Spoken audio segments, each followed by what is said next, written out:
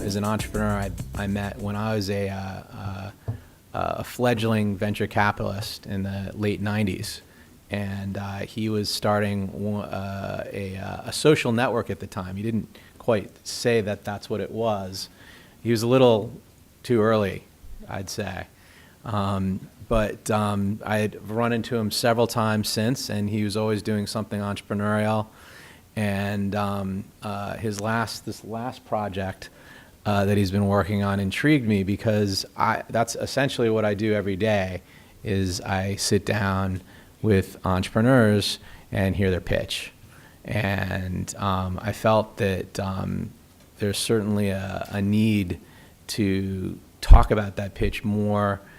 Not just in trying to raise money, but a pitch is, and David, I'm sure we'll get into it, is much more than just trying to raise money. It's what you tell. It's what you tell your employees. It's what you tell. How you recruit. It's how you tell tell your customers. It's all those things, and it's not just a pitch for money, which always gets the heat. And Dave wrote a book, and I said, that's awesome, and more entrepreneurs need to hear that story on how to go about doing this. And as entrepreneurialism is not is certainly a learned skill from my perspective. It's something that you can pick up over time if you're dedicated, just like any other profession. And Dave's made entrepreneurialism his profession, and I'm looking forward to hearing more tonight. So thanks, David. Thanks, Steve. Thanks. I also want to introduce my partner, Jen Hauser, and we'll go through our bios, but I needed MIT representation. So Jen is an MIT Sloan grad, and I went to a lesser school across the river, so I needed to have the real McCoy here. I'd love to make this interactive. I think it'll make it more fun and interesting for everyone. So please feel free to interrupt, ask questions, make comments. If we have enough interest, we'll run some exercises later. So please get involved. This is what we're thinking of running through tonight. So we'll talk about who you all are, and we've met, fortunately had some time to talk to a lot of you and learn what you're working on, and we'll tell you about where we're coming from, and then we're going to talk about what a business plan is and how you create a business plan and how to pitch. Even though we talked to a couple of you, would love to get a quick read on, how many of you are planning a venture now? Excellent. Fantastic. And then how many of you are planning to plan a venture? Okay. Me too. All right. And of those of you who are planning, how many of you are doing it to raise capital? Okay, great. I like to see that there's people who are planning and not raising capital. We'll get into that a little bit later.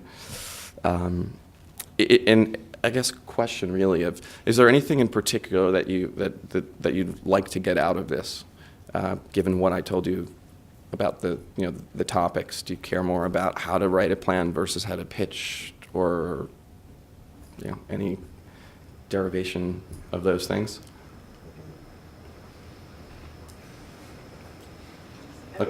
Yeah. I'll throw one out. Great. Thanks. The business plan serves at least two purposes. One is to keep you on track, and the other one, of course, is to be your calling card to get the entree to speak to somebody to raise funds. Do you have to cater the business plan to every person that you want to raise money from, or do you basically try to do one generic one that grabs everybody? There's probably more nuances in terms of the way that you pitch than the way that you plan. I'd say there's more flavors of planning driven by what your intention is. Like if you were pitching to, if you're writing the plan for something that's internal, if you're bootstrapping, you may not go as deep in certain areas, and you may go deeper in other areas. So there are lots of variations. But of course, you want to tailor your pitch to your audience, and we're going to talk a little bit about that later, understanding who you're pitching to and what they what their areas of expertise are. And in terms of raising capital, my view has always been, getting in front of the right person makes a huge difference. Yep. Yeah, along those lines, I'd be interested in learning about any innovative ways you would have to present your plan to different people. In other words, apart from the traditional banks or VC people, how do you get your plan in front of people and identify those people or agencies that might be interested in funding a new venture who you might not come to top of mind? I'm making a note here to cover that when we get to pitching. Great. One more? The differences in pitching to potential investors or other companies which may already be somewhat involved in that business, you feel you may be bringing a added benefit to your idea? Like a corporate investor? Yeah, okay. Great. Well, let's get started. All right, we'll do kind of quick backgrounds. So as I mentioned, I'm HBS grad, sorry, and got out of school and helped a couple of other entrepreneurs build some ventures. I helped start up Polo Jeans as their first employee and got a taste of what it was like to start something, and then started what's now called a social network in 1996. That's about the time I met Steve, and just before that, I remember I wrote my first business plan with actually a former business partner who's a Sloan grad too, and it was about, we'll get into what a business plan is, but it was about, I think, 60 pages long, spiral bound with beautiful exhibits, and it felt like an A. I learned the hard way. Nobody ever read it. By the time we finished writing it, which took us forever, we were on to the next idea. It was useless in pitching, and I subsequently ended up working in between. I've started. This is my third venture, and the first one was a social network. Second one was an ad network, and in between those ventures, I ended up doing consulting and coaching to a lot of entrepreneurs. First, a lot of high-profile celebrities, Moby and Tiki Barber and Mark Gordon, who's a producer of Grey's Anatomy, and then I started coaching, everyday startups, a little bit more, and just loved working with founders and helping them tackle very kind of pragmatic problems. And met with Jen, and we actually did a consulting project together and realized that we shared that passion and wanted to make a business out of it. And we'll tell you about UpStart Bootcamp in a second, but we've coached over 100 founders at this point. So we've gotten into the trenches and seen a lot of founders kind of learn about what it takes and how to help founders move through the stages of development. I write columns for Inc. magazine and for Forbes and soon for Business Insider and Open Forum. And we wrote this book called Hit the Deck, which is kind of the how this whole thing came about. And I'll let Jen take it from here. Yeah. So I'm Jen, and I'm a Sloan grad from out of the first entrepreneurship program that MIT did at Sloan. Graduated in '99. Like David, I am a serial entrepreneur, and this is my my fifth venture, and all of them have been high-tech, internet, mobile related. My last business was was a video sharing company called MotionBox that was purchased. We sold it to HP last year, and all along the way, I've just always been so interested in talking to other founders, and whether it's over a drink, whether it's on a ski lift, wherever, and it's so interesting to see. One of the things I realized was that people who are starting companies, most of them are doing it for the first time. You face so many things that you have never faced before, and you're all facing the same things. And so I realized after a little while, after my second company, after my third company, that I'd be sitting on a ski lift with someone and they'd say, oh, I'm going into pitch. And I'd say, oh, they're going to ask you these 3 questions. And afterwards they'd say, oh my God, Jen, they asked me those 3 questions. And so that's part of what we're doing with UpStart, is to collect all of this information and to distill it down and say, hey, here's the order that you do things in, here are the common questions that you're going to get, and to really make it as simple and easy as possible so you can focus on building your business. Why don't you explain while you're going, what right. UpStart Bootcamp is? Right. Seems No, like a and good so segue. we started. Both of us were working with founders and informally before we started UpStart Bootcamp, and we came together and we decided to start by coaching founders and working one-on-one with them. And it's something that's near and dear to our hearts, and it helps us take those common situations that you are facing and turn it into things like on-demand online courses. So we've got a course live that's very similar to the topic that's covered in the book about how to create your business plan quickly, easily. Here's exactly what you need to do. Here's templates, here's examples. The course is live on Udemy, which is a learning platform. We write books. We do webinars. We've got a webinar coming up. We'll cover that at the end next week. Mm-hmm. Next week on Financing 101.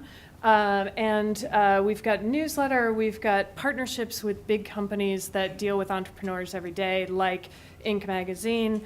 Am I missing anything?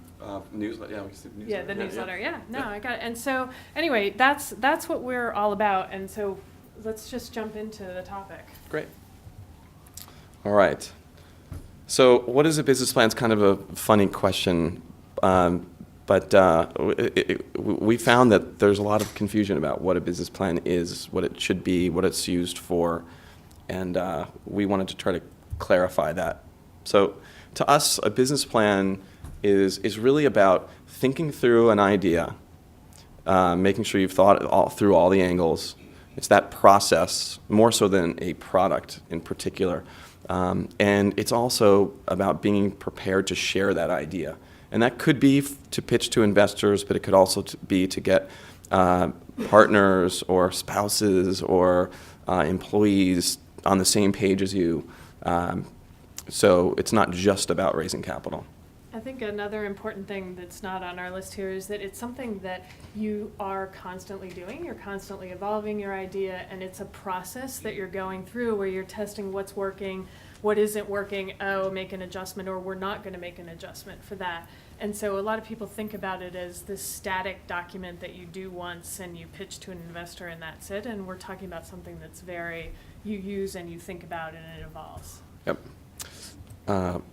So I already talked to you about the overload, the what we call it, term paper style plan. It takes too long to write. You can't get anyone to read it. I coach founders who say it's all in there and they plunk it down on the table and they want to pay me to read it, and I won't. I want to hear them tell me, and it's useless in a pitch. There's better things to do with your time than to write a long document. The flip side is it's very cool these days to say, who needs a business plan? Look at Facebook, they started without a business plan. What better proof do you need? We just need a back of a napkin. And there's some truth to that, and there are some arguments I think that make a lot of sense about not going overboard trying to predict what's impossible to predict. And it also depends on your risk profile. If you're in college and you're a hacker and you want to build something and see if you can get people to use it, and in many cases you don't necessarily have to go through the whole process. But what we found is it's really important to strike a balance. For most entrepreneurs, what you want to do is plan just enough so that you're making smart choices without wasting valuable time, and avoiding huge mistakes. I coached a founder recently who had a website and a newsletter, and I asked her a couple quick questions, and what's your business model and how do you attract customers and what does it cost you to attract them and how valuable are they? And, it was like she hadn't really thought through what she wanted to be and whether there were advertisers out there who would actually be interested and whether she was trying to drive people to a website or have them read a newsletter. And so going through the exercise of thinking through all the angles of your business is very important, can really help you avoid mistakes and make smart choices. We believe in doing it quickly. So we're talking weeks, not months. And I think when we sat down to do our business plan, I mean, we had a draft by the end of the week. It took us a week of sitting down and going through each topic and sort of duking it out about, I think this, and then, I mean, the next week we had it all, we had a pitch deck pulled together, but it's something we've now, since then, spent our time testing the assumptions and the things that we laid out in that plan. Is that working? Oh, we need to tweak that. No, let's change this. And it's something that is living and breathing to us, but it happened very quickly at the beginning. And there's certain times that, and we'll walk through that in a minute, where it makes more sense than at other times to go back to the plan. Let me ask a question as you speak. Please. Yeah, please. Yeah, you use the term testing. The question I have relates to writing the business plan and in parallel, basically working on what I would say almost how to implement the plan. And going back and forth. When you use the word testing, what did you mean by that? Sure. Well, I think the way I probably should have qualified what I was saying is Dave and I we had been coaching and working with founders for a number of years before this, so we already had a pretty good sense of what would work and what wouldn't work. So we had done a lot of that testing informally. And I think that by testing, what I mean is we said, okay, this is how we think we're going to market to founders, and this is where we're going to find them and what they're going to react to, what price points they're going to react to. And so we quickly pulled together some products and started putting them out there to test. Were people actually interested in paying, $125 for an online course? And that's something that we want to do as quickly as possible, put it in front of someone real and see if they react to it, and then evolve our plan based on what's working. Can you, so people aren't going to read this 60-page document. Can you just give us like the 3 reasons why they're not going to read that 60-page document? Yeah, ADD. And you ask someone like Steve how many people pitch to him. Is it simply time? Is that the issue? Or is there something that's not in there that should be? Well, there's a couple things. I think from an entrepreneur's perspective, you're trying to get someone's attention. If you are raising capital, let's say, you're trying to get someone's attention who's Steve's back there managing his portfolio companies right now, probably, right? I mean, he's a busy guy. He sits on boards and he's flying around, and all right. And so you're trying to get someone to pay attention to something. You don't want to make them have to read through this long document. They're just not going to do it, probably. Maybe later in the process if they need to check a box, but certainly not at the beginning when you're pitching and trying to get your initial ideas across.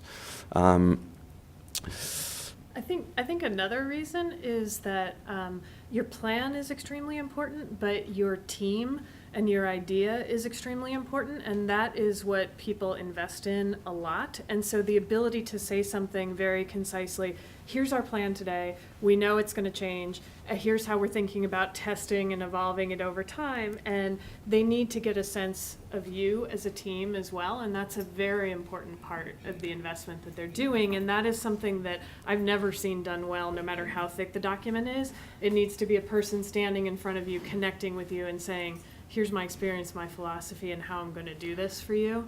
I never send plans. I mean, unless if you're applying to something and there's some rules that you have to, but I encourage entrepreneurs not to send their plan in ahead of time, but to pitch it in person. So we'll go through actually right here, the materials that we usually suggest people do. You have an elevator pitch so that you can say, hey, Steve, I'm working on this cool thing. What do you think? Does it sound interesting? And if there's a little interest, great. Can I send you a one-pager?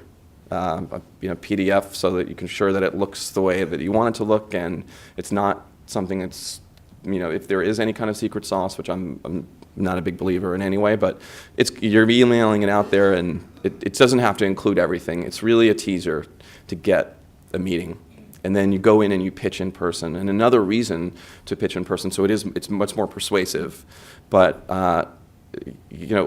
it's very common to have pushback, to have people not understand certain topics. And if you're not there to defend it and explain it and watch their body language and have a discussion, which really the real magic of a pitch is about a discussion. It's interactive. It's not you putting something in front of someone and having them just lean back and read it. So the materials are an elevator pitch and a one-pager, and then a pitch deck that we'll go through what that includes, and then financial projections, which you can start out with some very simple ones and get more complex as your business progresses. And if you're not raising capital, you may get by with some very back-of-the-envelope numbers. If you're trying to go raise a $1 million round, you're probably going to have to dig in a lot more. And unfortunately, I'm probably a few months too late on this, so I have a thesis. Does it matter how sophisticated a company is? Does a more sophisticated, more complex company demand more data backing up and justifying the investment? Or is it just forget about it no matter who you are and what you're doing? Make it short, sweet, get the meeting and let them ask the questions and answer when you're there. I think if you've done it, it's fine. It is what it is. And you're probably it'll probably be easy for you to take that and crystallize it into a pitch deck. But we found that there is a format, and actually, we wrote a whole book on it and built a business around it, that there are certain topics that every business plan should contain. And I think in our experience, most businesses, even if they're complex, you can convey the essence of them in a pitch deck. Well, at least in my case, it wasn't really conveying the essence as much as justifying the numbers. And there's just tons of research because it's a worldwide product. Should that all be just left out, cut out, and again, bring it down to the basics? We'll get into this a little bit more, but very often you really need in this world that's with rampant ADD, you got to get people's attention and you got to explain it. Give them the headlines, make sure they get that, and it's great if you have tons of data behind it. And if you are pitching to a venture capitalist, you probably will get into due diligence, and that's where you may have time to really engage and have them go through your model and challenge your assumptions. But usually it happens later in the process. So it's good that you've done that. Yep. Should the go-to-market section be part of the first pages?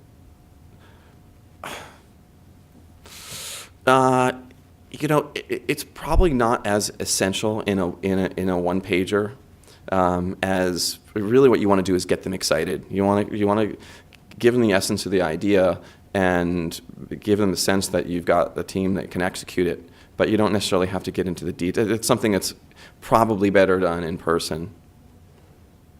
I'm going to keep moving because I just want to stay on track here. The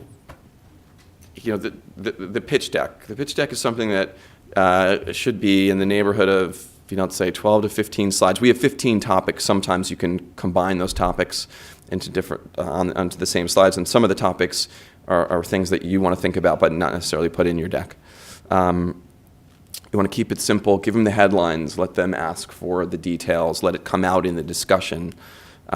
You should be able to pitch usually in 20 minutes or less. And of course, there's going to be discussion and interruptions, and it'll get longer, but you should use that as a target. And as we said, the magic is the discussion. It's a two-way conversation or multi-way conversation. Okay. All right, so how do you do this?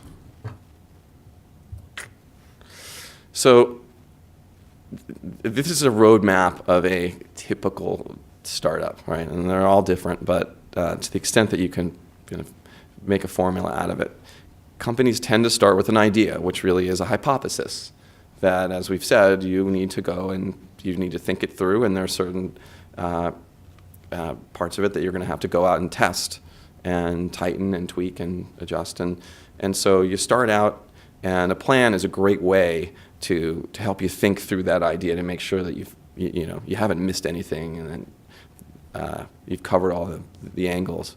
And then you may or may not have had a team before that, so but certainly you're going to need to make sure that everyone who's involved is on the same page. You're all gunning for the same thing, and you understand what the variables are that you are testing, and what your objectives are, and those things. And then often you need some resources to start. Now that could be bootstrapping, it could be savings, it could be could be raising capital. But you need to know what those resources are. And you also, if you need to get them from outside, a plan is a great way to, the best way to convince other people to be involved. The next step, it tends to be if you follow the lean startup approach, is to take a core customer, the low-hanging fruit, the early adopter who's really going to be jumping up and down about your product, and build just the bare minimum product with the bare minimum amount of features that will satisfy what you think is their need. Jason, See if it does. Yeah. Jason Fried wrote a book called Rework, and he has a great metaphor of a hot dog stand. And he says if you want to be in the hot dog business or have a hot dog stand, you don't necessarily need great relish or great buns or great signage, but you better have a damn good hot dog. So your MVP, your minimum viable product, is your hot dog, and you want to build that and get it out there quickly, because until you get that product in front of customers, you're flying blind. I have on my business card here, your mom is not a valid test market, and I think I refer to that later. But we meet people every day who say, I have a great idea. Well, how do you know it's great? My friends think it's great. Terrific. Let's get in front of customers and see what they think. How Yep. important is it in your plan to indicate that you're putting some of your own money into this venture? Well, I think that's more of a question about the process of raising capital, and I think most investors want to see that you have skin in the game, that you're committed, and that can take a lot of forms, right? That can be opportunity cost. If you've got the capital and you're not putting it in, that's a red flag. If you don't have the capital but you're putting in lots of sweat equity and putting your reputation and your time on the line, that's another form of commitment. So as you move through the next couple phases, once you put that minimum viable product in front of that early adopter customer, most of us get it wrong. Not the whole thing, but there's certain things you may get the features wrong. You may get the pricing wrong, the way you message it. And I talked to a coaching client today who was ready to pitch it in. He's had a product out in market for 4 months, and it just wasn't selling. And he said, should I just bag this? And I said, well, wait a minute. You got to break this down and understand, that there's a whole bunch of different variables here, and you got to isolate those variables and figure out what's not working and why, and be able to measure it and fix them one by one. So that's called pivoting, is to make some tweaking, kind of strategic and tactical changes without necessarily throwing the whole thing out, because very often you'll get some things right and some things wrong. And that's where you tweak your plan. That's what, as Jen was saying, we've done that in our own business with UpStart, where we think, all right, a course should look like this and work like this, and we get it out there in front of customers, and they say, no, we want it to be a different experience. So we went and built it a different way.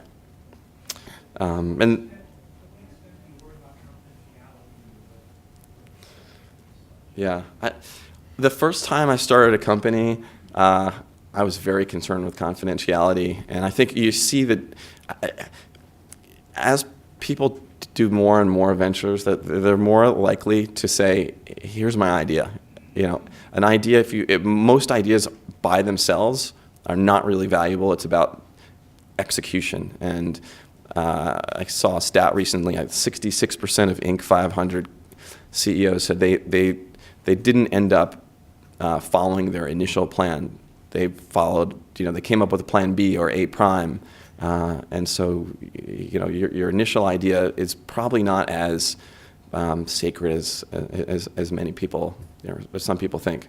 I'm a fan of getting it out there. I mean, another thing about getting it out there is that I found you get way more back from the person that you're talking to than they are likely to take your idea and actually be able to execute on it. So every time you tell someone your idea, it should be immediately followed by, and here's what I need next. I need an introduction to this venture capitalist, or I need to find the greatest chief marketing officer, or I need, and you'll be surprised what people give you back. I mean, entrepreneurs, everyone, they are the most generous bunch of people that are out there. Everyone wants to help you, and unless you tell them this is what I need, they won't know what to do with it. Yep. So it's a valuable way to get what you need.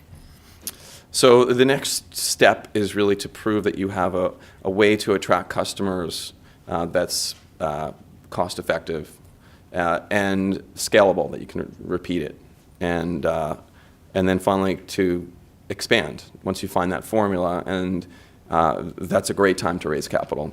Once you've nailed the formula and you can say, I can buy customers for this price, and they're worth 5 times as much during the lifetime of our relationship, and I can acquire them in this way. If I have X dollars, I can get Y customers. That's the best time to raise money. Okay. All right. So one thing that's very important in terms of writing a plan is to wear 2 hats, right? You don't want to drink the Kool-Aid and fall in love with your idea until you've thought about it objectively. So we have kind of the Warren Buffett investor hat. You've put that on yourself. You are actually making more of an investment in your startup than anyone else. So make sure that you believe in it and be objective and don't fall in love with it. Then, once you're convinced that, that you believe in it, then you can put on your sales hat and go pitch it. In terms of pitch style, it's not about the words on a deck. Don't go bananas with your, making your deck super complicated. It should be simple. It's really about the words that you're speaking when you're giving your pitch, more so than the stuff on a slide. The slide's a discussion guide. So we just kind of quick question poll here.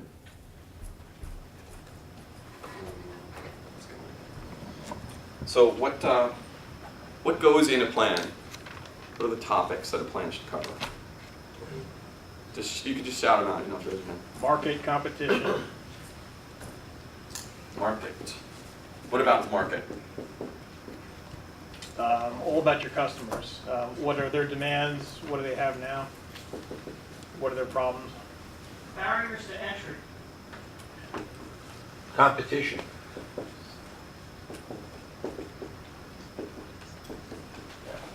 Product description, maybe, I don't know.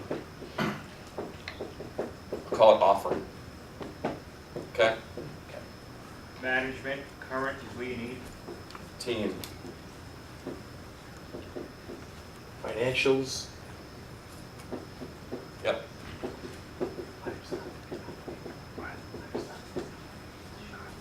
Did someone say P&L? Yeah, projections. Technology. I'll include technology and offering. Oh, okay. Anything else? Barriers to entry. Got it. Competitive differentiation. Yep. Let's call it. We'll lump it under Value. kind of strategy. We're going to go through a little exercise in 2 minutes about strategy. All right, that's a great Summary, start. Just executive summaries. Yep. So, here are the 15 topics that we think a plan needs to cover. You want to No, jump you in? want to talk about how we came up with the 15 Yeah, go ahead. topics? This list is, when we were writing the book, and when David was writing the book, He reached out to over 100 leading professional investors, entrepreneurs, and said, okay, you tell us what goes into a plan like this, and based on what you're seeing and what is the most effective way to communicate your idea. And this is the list that came back. It's also the list that I personally have been grilled on 3 times in going through the funnel, the pitch process, and I can tell you that this is, sort of the minimum entry. And like David said, depending on your business, there may be some things here that you can combine with each other, or is really for you internally as a team. But we're going to walk through each one of them. So it's real world, what's actually investors are looking for, and that help you attract the right people to your idea. Great. So goals.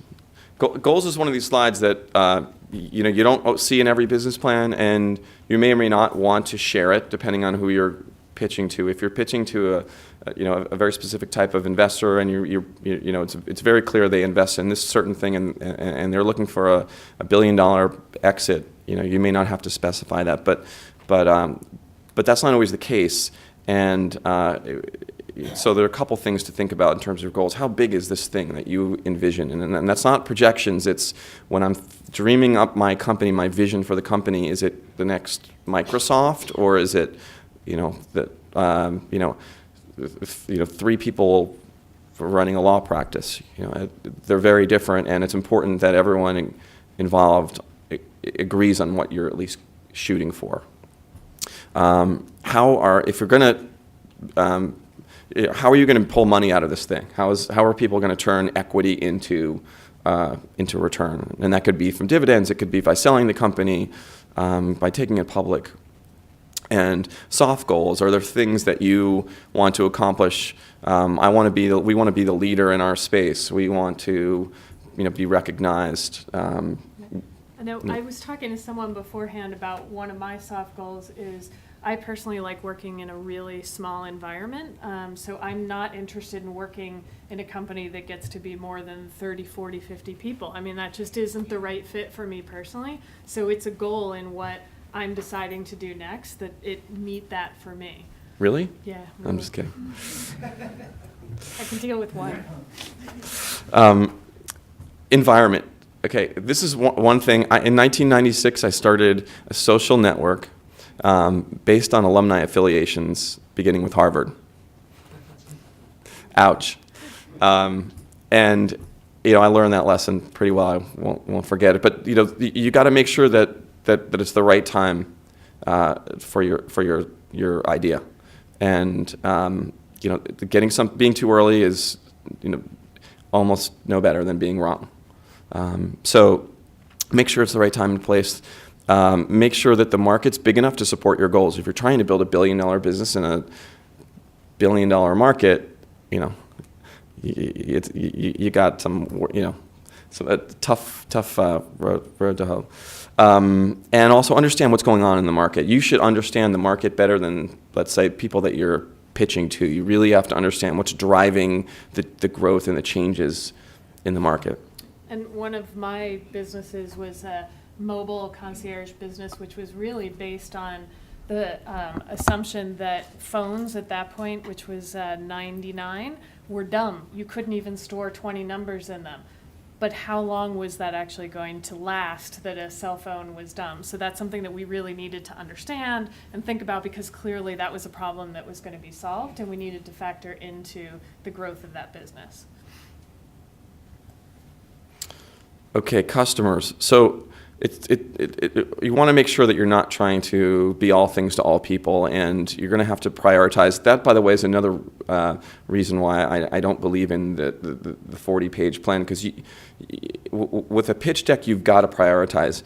You got to make choices and pick just the top couple of things that you want to talk about, and that's how a startup works too. You're not going to be able to, if you have a 20-page marketing plan, you're not going to be able to do the 20 different things. You're just not. So you're going to have to prioritize. Well, and it's, I think, a very good entrepreneur knows how to say no. It's really hard to say no, but you're constantly going to be faced with too many opportunities, too many things to do, and you need to be able to say, I'm not going to do all of those things because I need to get these 3 things right. and I'm going to focus on them first and not get distracted by all of that. And you need to understand what your total addressable market is, right?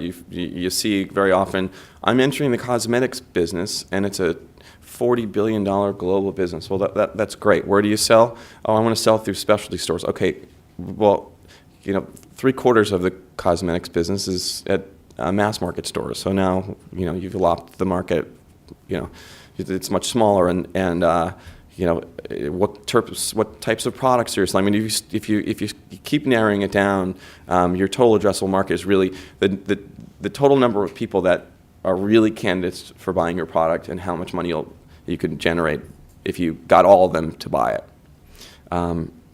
And it's also important to think about what marks your customers. What are the signs that they are right for your product? Here's my business card again. So very often you end up combining these two. We like to make them separate because we think it's so important to understand what their needs are or wants, because it doesn't have to be, it's not always pain, it could be entertainment, right? But to really understand what your customers are looking for, and to understand that objectively, not just because you like it, not just because your friends like it. And why are these things important to them? So topic 5, strategy. So strategy really is the essence of what you're doing, right? This is very similar to your elevator pitch, although it's business focused, right? So it's it's not. This is not a tagline. This is explaining what your business is all about, very simply. It's also one of the few slides that that it makes sense to read rather than just look at a headline. And so we have a little exercise we wanted to run through here. The way we do this is to say kind of what are you going to offer, how is it going to benefit customers, how you make money, and so for UpStart, this is what we would say. So for first-time founders actively launching real businesses, UpStart's an online bootcamp that provides results-oriented help just in time remotely. And how you make money is another part of this. Sometimes it's obvious. We're starting a law firm, okay. But with something that's somewhat innovative or new, it's important to explain how you're going to make money. So we sell content like online courses and books and digital tools downloads and services, coaching. And so our little, I don't know how many of you are old enough like me to remember that game Mad Libs, where you kind of fill in the blanks. So this is essentially, Mad Libs' positioning statement. And I spoke to a couple people earlier who said that they were actively working on some businesses. Would someone like to maybe come up here and maybe we get a couple people and just quickly run through their strategy? Anyone? Come on, we won't bite you. All right. Well, all right. Come on up. Come on.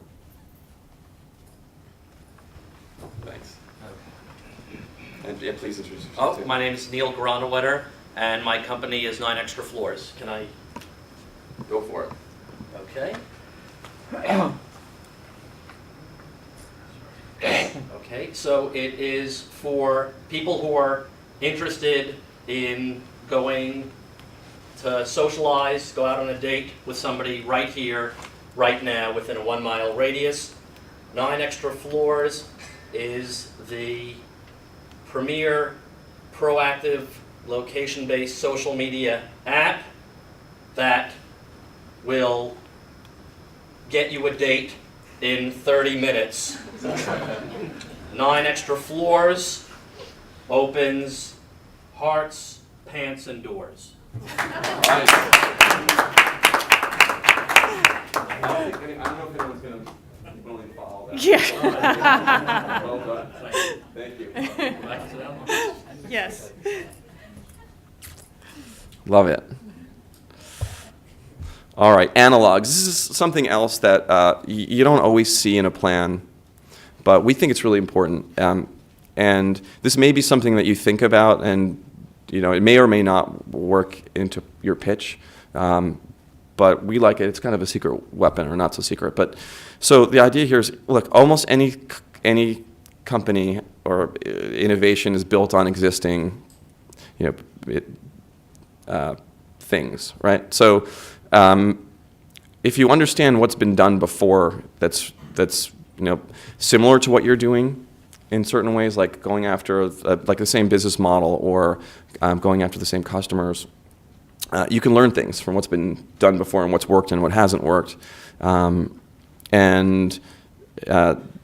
The other thing about it is sometimes it makes it very easy. I mean, you see a Hollywood pitch, right? It's Jaws in space. If you take something, if you anchor something with something to something that's familiar, it's much easier for people to grasp what you're doing.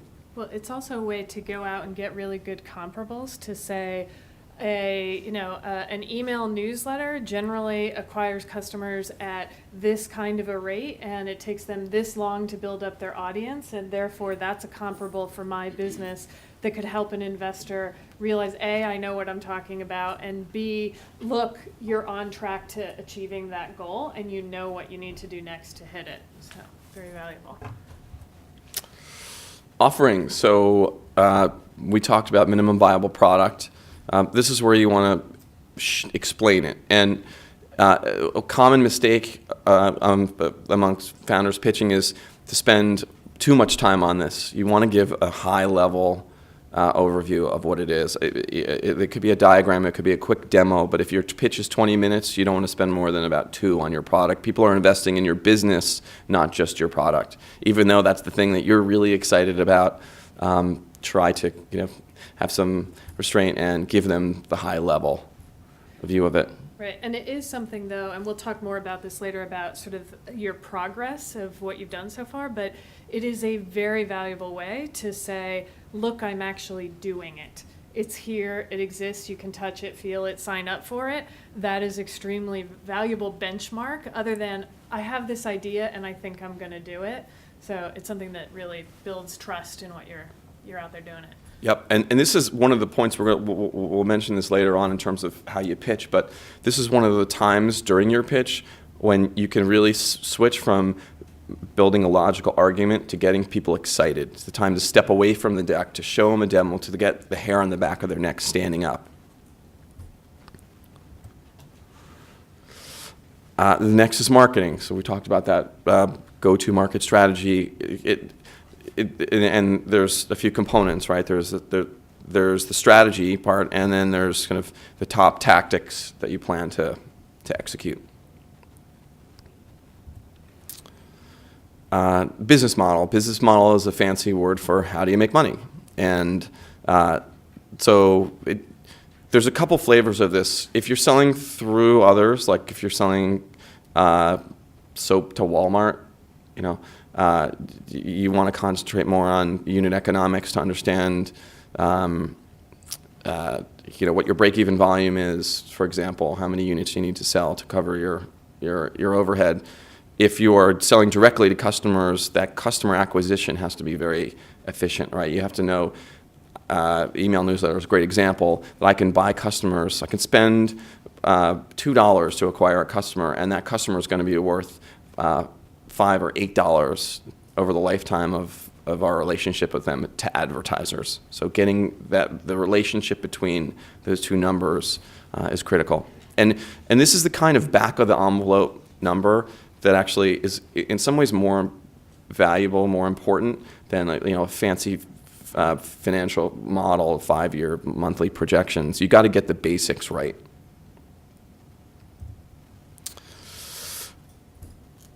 Team. So we have team here in topic 10. If you have a team that's built companies before and made money for investors and is known, that probably is going to be your first slide, right? And we'll talk about pitching, and very often you will explain who you are and how you got to your idea up front. But you can go into more detail either way here on team. And so what you want to explain is who's on your founding team.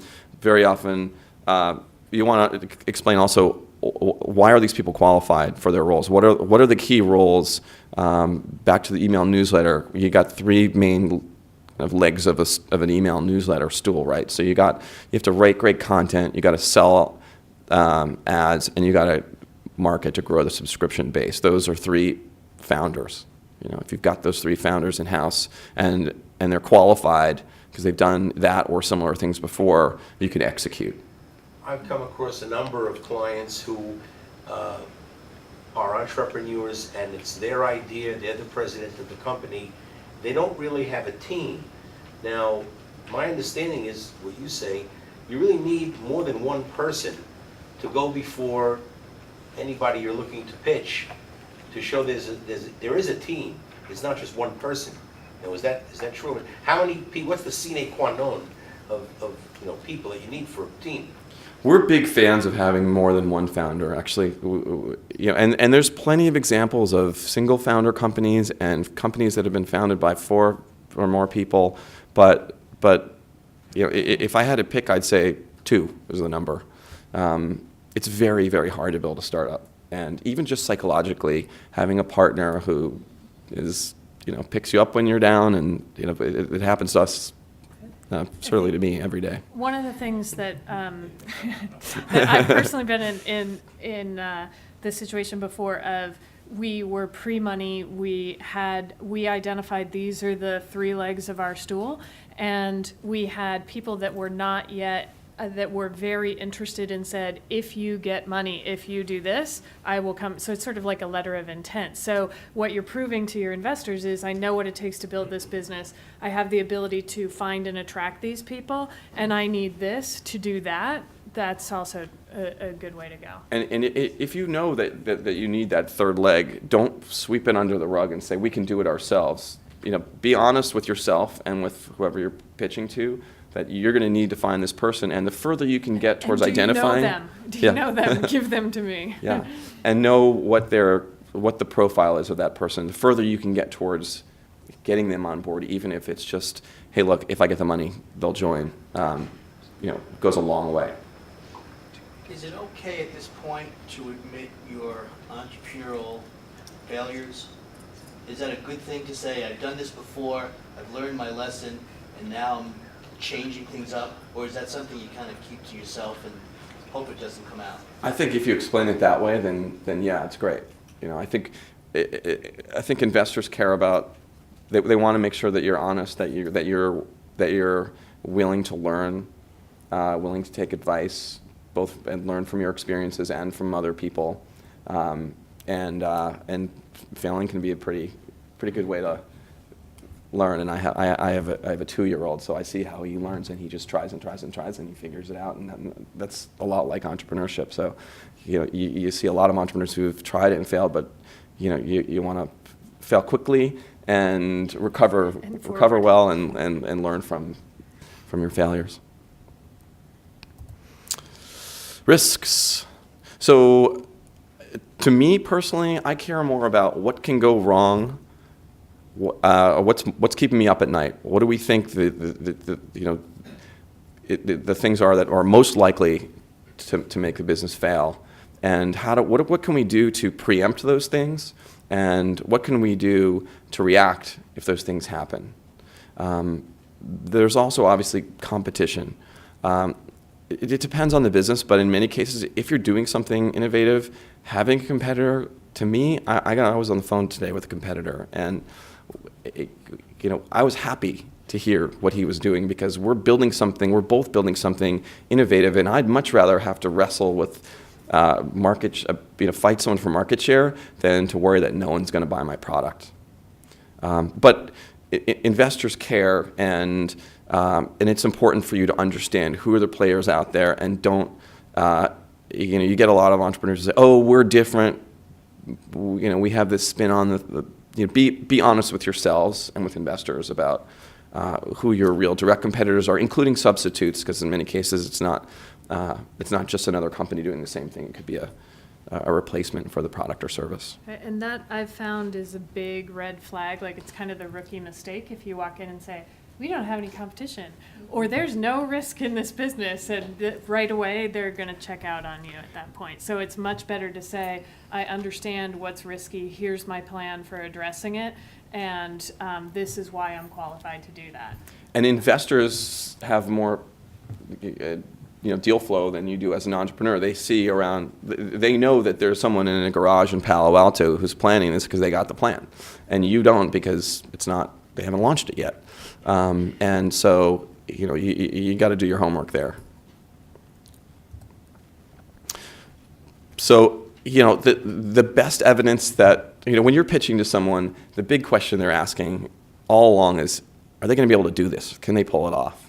And so this is a very important slide to show not only do we just told you about this great opportunity and our strategy for going after it, and we started getting into our plan for how we're going to execute, but it's not just a story, it's real. We're making it happen. And the more boxes you can check to say, we've got our team, we've got our product built, we've proven that customers will buy our product, we've proven that we can attract customers in a cost-effective, repeatable way. As you move down that, check the more of those boxes, you have a more believable story.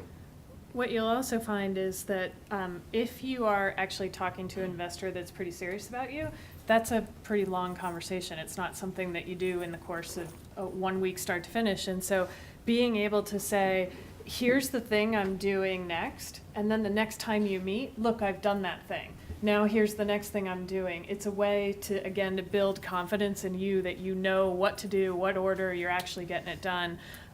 So depending on where you are with your business, these things can be really big goals. They can be even just small goals of, look, I told you I was going to get, 100,000 more subscribers to my newsletter this month, and I did it. So. Investors invest in lines, not dots, right? Right. Yeah. Yep. Implementation plan. So this is where an area where you see a lot of plans fall short, where people have not really thought through what are the key things that I need to test. What's the timing around those? How do I measure them? What am I shooting for? And it's not a list of 50 things. It's okay, this quarter or this month we're going to do these. These are the 3 top priorities. We have to get these 3 things done, and a win looks like this.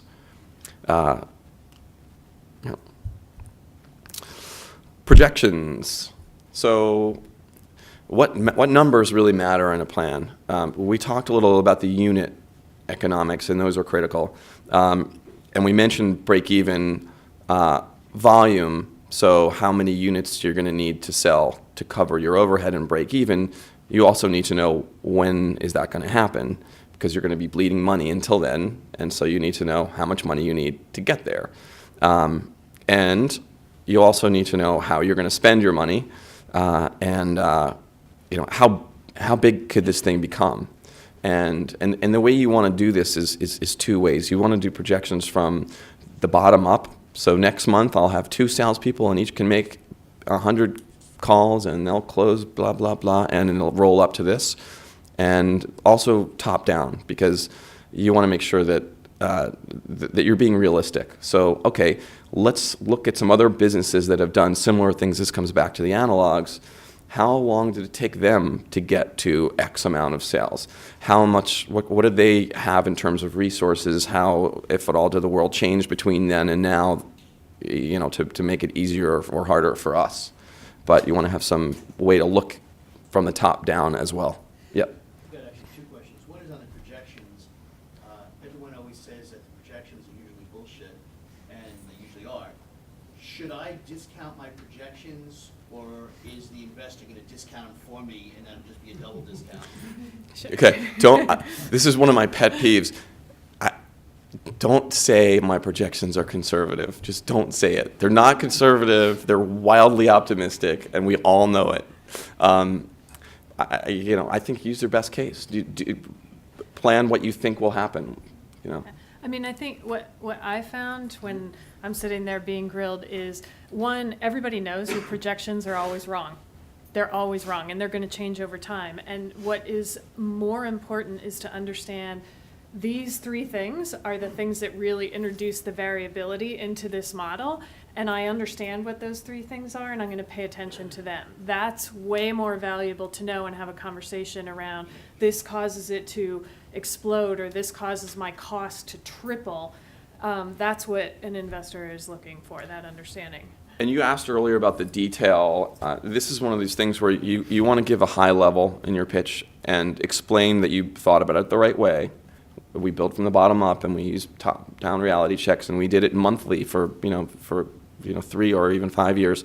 And we have a model, and once if I'm pitching to an investor, and once we get serious, we're happy to share that model with you, and you can play around with the assumptions and tweak it, and we can argue about it and all get smarter about it.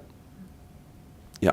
I found with investors, a lot of times they look at the financial model just to see, is the entrepreneur rational?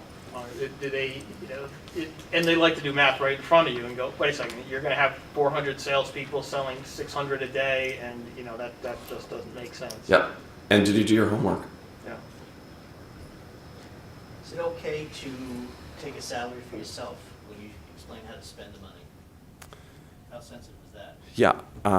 Their money.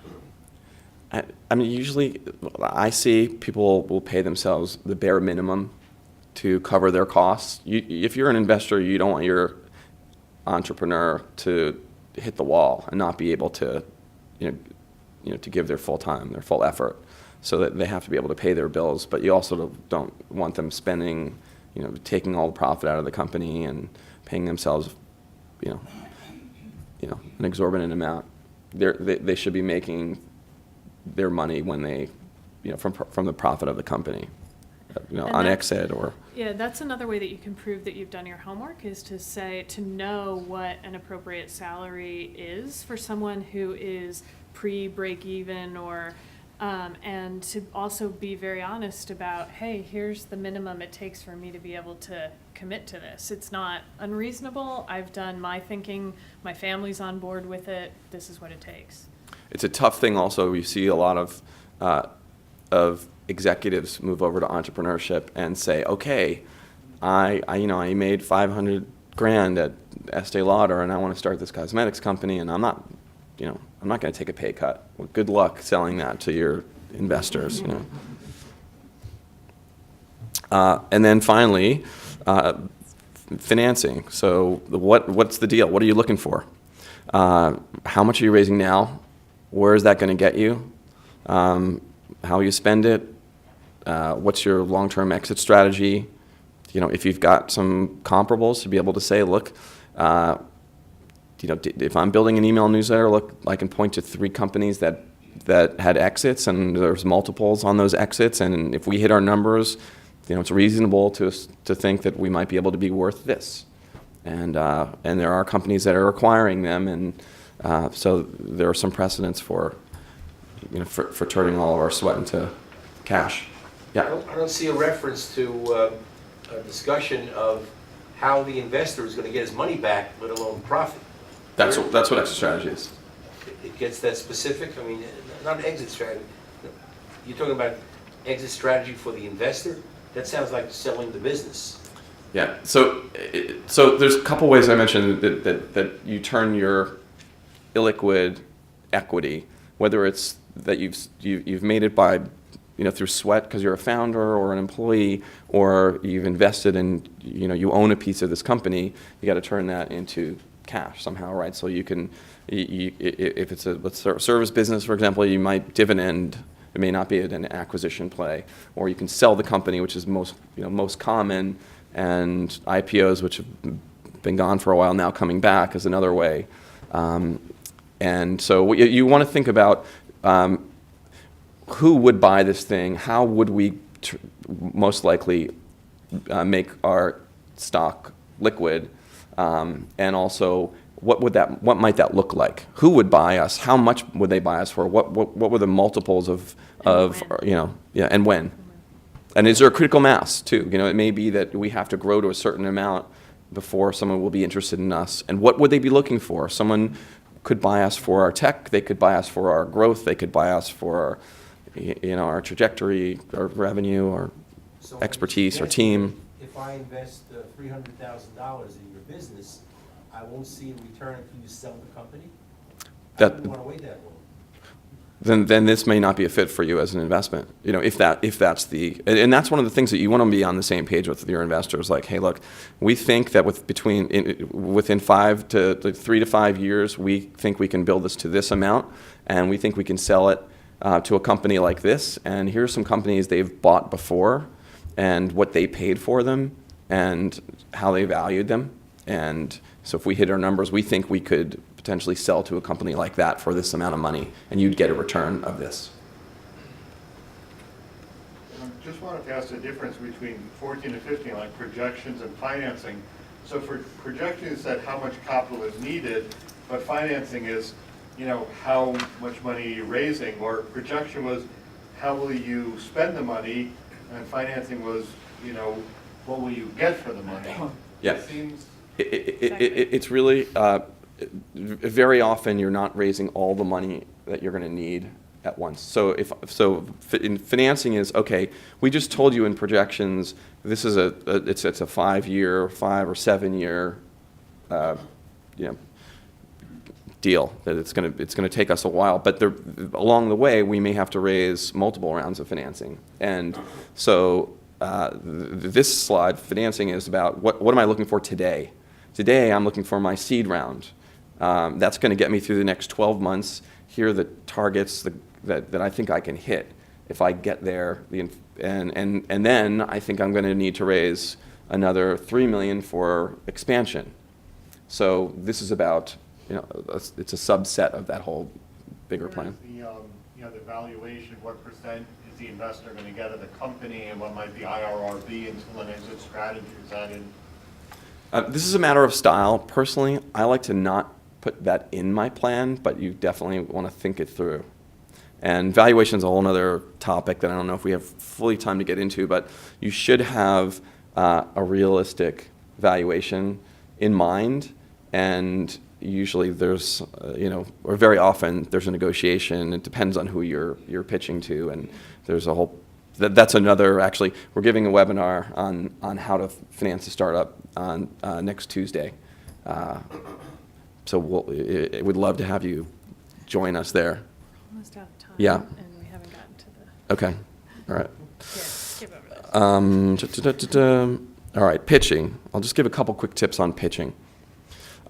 So make sure, like I said, getting in front of the right investor is a huge part of this. You know, you get in front of someone who invests in your industry at your stage, and your size of investment that you're looking for, and you have a much better chance. If you don't, then you know, you're probably wasting time for everyone. Understand, you know, in terms of those investors, too, what have they invested in before, and how have those things done? There's something called slide zero that we talk about. There's stuff that happens on the way down the hall to the conference room. Don't be just talking about the weather. You know, ask some intelligent questions. See if you can ferret out some information. Show that you're listening. That you're asking follow-up questions. You may be able to avoid stepping on a landmine if you get certain information. Oh yeah, we invested in this newsletter, you know, 2 years ago, and it blew up. Well, why did it blow up? Well, maybe you can find something that, you know, you can spin a different way during that time. We talked a little bit about this. You're appealing to both logic and emotion. You don't want your pitch to be just flat and factual. There are times when you want to get people excited, and you know, usually that's after you've laid a foundation of logic. And let your passion show. I judge a business plan competition at Harvard Business School every year, and I watched probably the best pitch of the entire competition, and it was about a kind of daycare facility in China, and the woman didn't convince that there was no mention of kids, there were no pictures of kids. We didn't get the feeling that she really cared about parenting, and you know, the passion didn't come through. And I bet it was there, but you know, it just the way you pitch matters, and you need to let that passion come through. Stories. share your stories, explain how you got to this point. Stories are things, obviously, that people are going to remember, that are going to touch people, and that have impact. Well, it also explains how you think about things and how you might react in certain situations. About this is why we're doing it, this is what we learned, this is how we work together, because really investors, they're looking for the solid business, but they're investing in the people, and so you need to connect with them on a people level. Get out of the building and go talk to customers. You need to do this, and you need to show to investors that you've done it, that you're not planning this thing in a vacuum, that you've gotten input from customers all along the way, from when you were planning it to when you were building it, to when you found out what they thought when you put it in front of them. You need to be getting out there in front of customers. Understand, this is back to the analogs, that what's happened before that you can learn from. Is there some sort of secret sauce? Very, very often there's a finite number of business models out there, and there's usually a couple keys to making them work. Understand those things.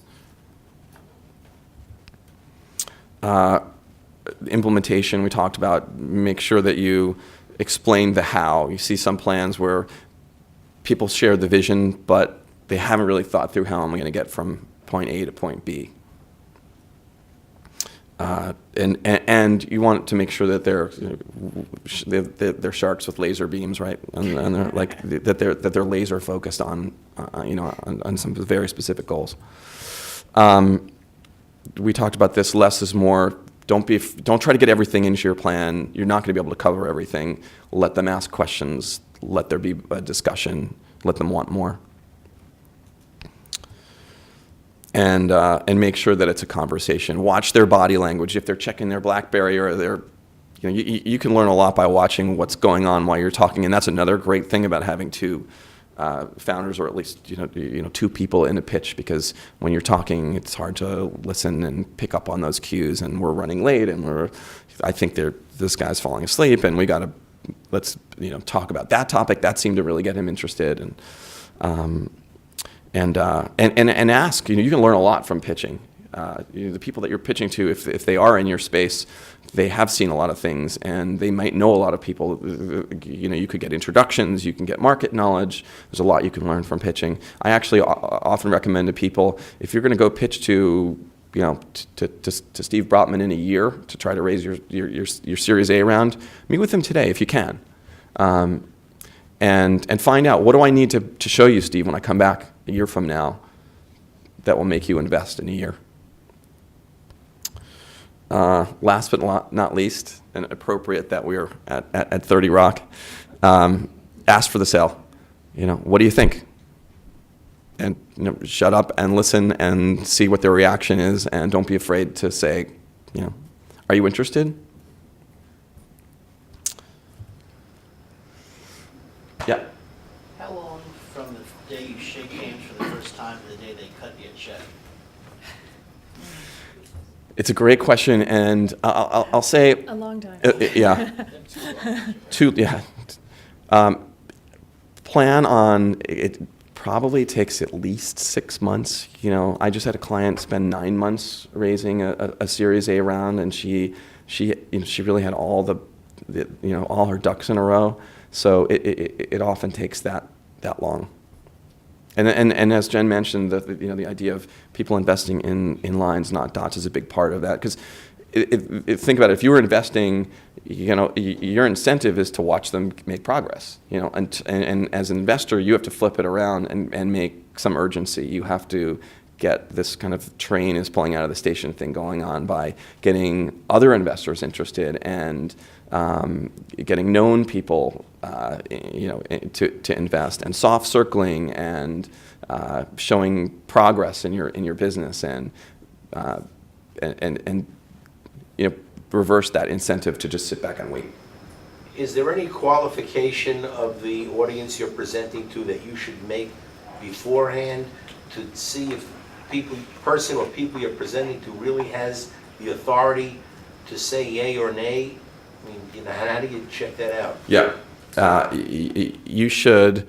you know, a lot of times you'll see people will call themselves angels, and if you ask, like, you know, how many investments have you made? Well, I haven't made one in 3 years. You know, find out what they really do. Your homework. Find out if they really do invest. Do they really invest in your space? Are they really active? And are they smart money? You know, you want your investors to be people who can help you build the business, who can give you great advice and introductions and contacts, and you know, the smarter the investor, the better. Well, it might be interesting if you said a few words about answering questions and objections, like when to push back and when to show that you can take advice. Well, take that one, huh? Yeah, you know, I think you want to be strong-willed, but also modest, and it's a chemistry thing too. You know, I think most investors want to feel like this is somebody who I'm going to develop a relationship with over the long term, and I want them to, you know, to impress me and be passionate and walk a fine line between sticking to their guns and what they believe in, but also being, you know, willing to admit when they're wrong and to, you know, to change course when that's necessary. I think one of the things that I found at least has worked very well for me is you always get hit with a question that you don't know the answer to. And I think that it is totally fair and appropriate to say, you know what, that's a fantastic question. I don't know the answer to it, but I'm going to call you next week and tell you the answer. And it's way better than to try and go, oh yeah, and make something up on the spot, because they smell that blood in the water very quickly. And so, and that's part of that sort of being humble and just, you know, out there about this is what I know, this is what I don't know, and that's something I need to know, so I'm going to go find it out. Yeah. I have a question about difference pitches between seed money, angel, and VC. So if you're just looking for a small amount of seed money, the same format apply? Yeah, I think as you pitch to more and more sophisticated investors, right? So you pitch to your, you know, to your wealthy uncle. They're investing in you because they know you, they love you, they trust you. As you pitch to people that don't know you, you have more to prove. And the more sophisticated the investor, as you move up, you know, towards a private equity or venture capital firm, you know, their process is probably more thorough. They have more deal flow. They're probably going to spend more time on due diligence and really drill down and you know, have their experts talk to you and go through your numbers and talk to your competitors, and so you tend to have to be more buttoned up as you move through that process. And what I'd say is, I mean, the general format, these questions, you should be getting them from any sophisticated investor, whether they're doing a seed round or, you know, your C round. I think that one of the key trends that's happening out there is for some businesses, it takes less money to get them started. And so what you're seeing is angels are actually doing deals that 5 years ago VCs would have done. And so they're starting to use all the same criteria and filters and checklists about, is this a good idea or isn't it? So, I mean, I'd recommend using the same format. How in-depth you have to go, how many backup materials, how long it's going to take, that might vary based on the amount of money you're raising. We have time for one more question. Yes, can you just touch upon the amount of time that you're going to have to separate yourself from the business to be out fundraising, and it's probably twice or 3 times what you think you're going to have to do?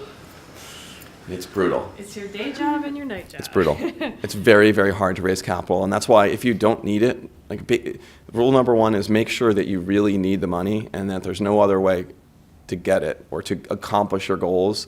You know, that's why we recommend bring on co-founders who can build your minimum viable product if it's possible, and then you won't have to go raise money to build the product. You know, if there's a way to avoid it, do it. But because it does detract your focus from building your company. And well, it is a good reason to have co-founders too, is that if one founder, usually the CEO, is very focused externally and trying to get the financing, and the rest of the team is at home building the company and make sure that you're making traction as you go. It's hard to wear both those hats at the same time. Great. Well, thank you very much.